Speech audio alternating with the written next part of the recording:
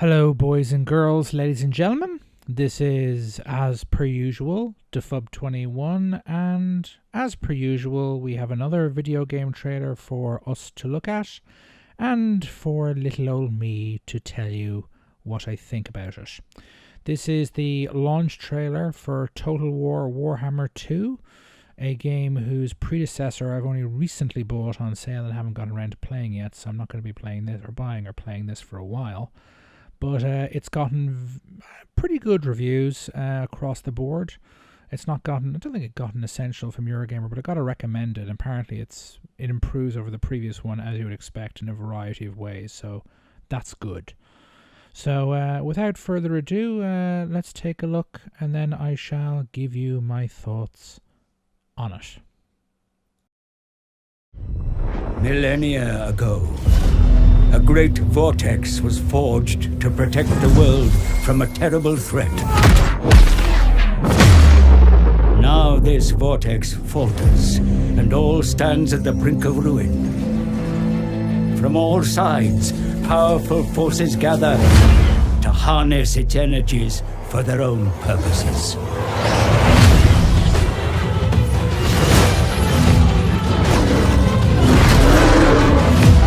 The noble High Elves, proud defenders of Oswan.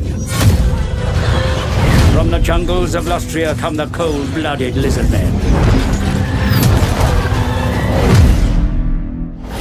The Skaven stir in vast subterranean lairs. And the sadistic Dark Elf hordes spew forth from Nagaroth.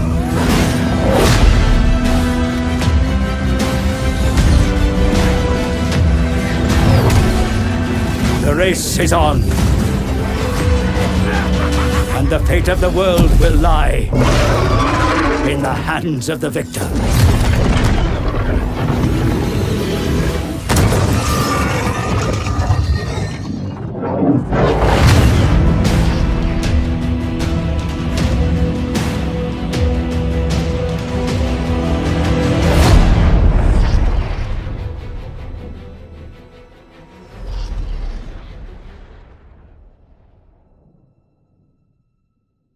Well, for those of you who are not familiar with my views on the pecking orders of content, you can, in terms of the pecking order of the kind of content you can have in a video game trailer, it goes basically number one, in-game gameplay footage, two, FMV or rendered scenes that are rendered using in-game assets in the game's own engine.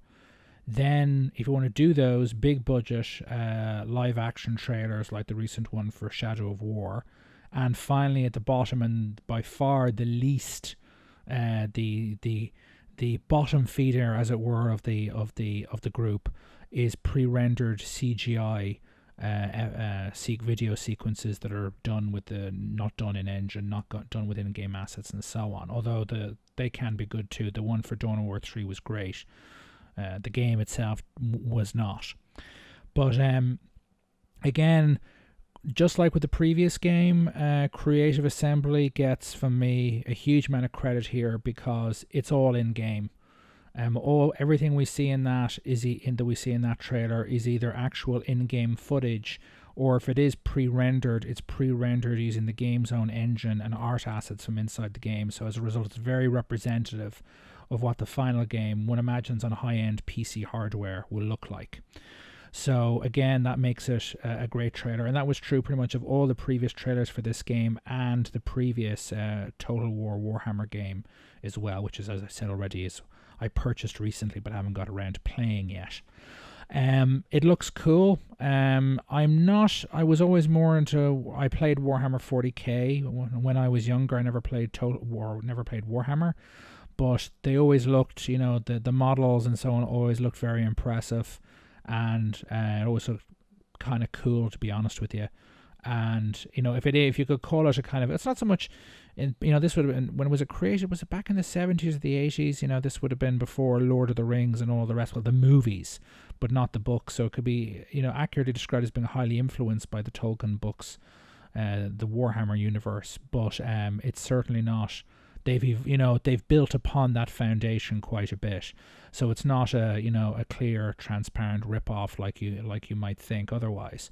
And it's got its own mythology built up over decades, and the models look cool, and into all the rest.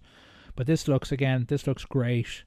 I really do have to. I've got it, like the first one. I have it installed on my computer right now, and I haven't gotten around to playing it yet. Because I need to, for a game with that kind of level of depth, and this will be a warning for anyone who's going to buy the second one. You need a block of a few hours to first really get into it and understand its systems before you can play it for an hour or two here and there. At least that's my view on that. But again, it's a great in-game engine and game engine trailer. Looks fantastic, representative again of what it would look like on high-end PC hardware.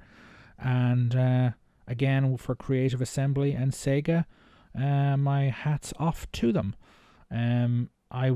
There's been some controversy over the previous game because of all the DLC that's been offered, for particularly DLC factions and so on. I assume they'll do the same thing here. Maybe they'll learn a few lessons and to do things better than they did with the previous game. Who knows? And I believe if you own the previous game and you buy this one, they're eventually going to release an update for this one that'll allow you to play with the previous game's factions and on the previous game's world map as well. That's what my understanding. Don't absolutely quote me on that, but that is my understanding of what they've got planned for the future. And as I said there, from the review scores they list at the end of the trailer, some people, IGN gave it 9.1 out of 10, which is a very high score. PC Gamer gave it, was it 91, 92 out of 100, which is also an extremely high score. Eurogamer, as I said, they gave it a recommended, which is also mentioned in the trailer. I think from my standpoint, a recommend is anything above a high 7 or a low 8. And if you're talking about Essential, which is their highest score, that's got to be a 9 out of 10 or higher. But again, so they obviously didn't like it as much for whatever reason as IGN and PC Gamer did. But again, it looks like it's a great game. Creative Assembly is a really talented development team.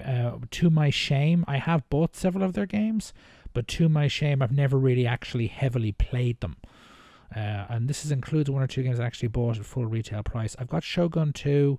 I've got the one where you can be in America, the recent one, although I stopped playing that because there was a bug that I got stuck in, game-ending bug that I had to early on in the game. By the time they patched it, I'd lost interest. And I do have, I think, the original Shogun Total War as well, somewhere. But again, and one of the Rome games, I think, again, I've bought some of them, but I've never played them that much. I really have to get my teeth into Total War Warhammer 1, which, as I've said, I've already got my hands on. I really do. It's something I've got to atone for. But again, so the reviews seem to be very positive. The game at the time of recording is out tomorrow. Let me know your thoughts and your hopes and your dreams, as it were, about this game in the comments. Let me know in the comments if you'd like me to do a video, a let's play of me playing the first game. If anyone's interested in that, probably not at this stage, but you never know. But let me know again. Let me know in the comments. Let me know your thoughts on the game in the comments. Again, this is good for Sega and strategy games, because the last high-profile strategy game they released was Dawn of War 3, and that was a train wreck in so many ways. I didn't buy that game. I played the demo, the beta, and came to the conclusion that it was not what I wanted and didn't buy it. But hopefully they'll either fix that game, or Dawn of War 4 will be following on behind it in no short order, and they'll fix things there. Again, it's a different team. This is Creative Assembly for this game. I think it's a Canadian development team, Relic, yes, who did the Dawn of War series and the Company Heroes series. So they're the ones who screwed up with Dawn of War 3. But again, this game looks class. The previous one got great reviews. This one seems to have gotten great reviews as well. And just a very good review from Eurogamer rather than a great one. But again, I'm sure they'll take it happily enough. Again, let me know your thoughts in the comments. If you haven't for some strange reason already liked this video, please do so. And if for some strange, insane reason you're already not a subscriber to my channel, please subscribe for more content just like this. This is Dephoba21 signing off. Toodaloo.